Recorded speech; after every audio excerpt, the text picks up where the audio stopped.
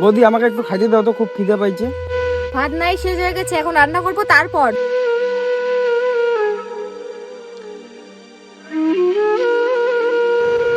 এ কি 2টা বেজে গেছে, আমার তো শুট করতে যাইতে লাগবে।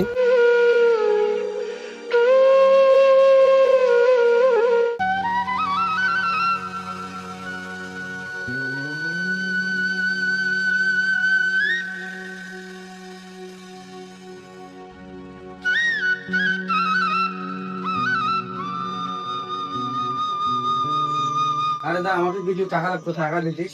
কেন, টাকা কি করিস তুই? আরে শুটে যাবো, একটু গাড়িতে তেল ভরা লাগতো। কেন, তুই কাজ কামে করতে পারিস না? সারাদিন যদি ভিডিও নিয়ে পড়ে থাকি, ভিডিও থেকে কোনোদিন টাকা ইনকাম করতে পারবি? বল, আমার সাথে 2 দিন কাজে যাস, তাহলে বুঝবি টাকার মূল্য কাকে বলে। আমার কাছে কোনো টাকা পয়সা নাই, তুই চলে যা এখান থেকে।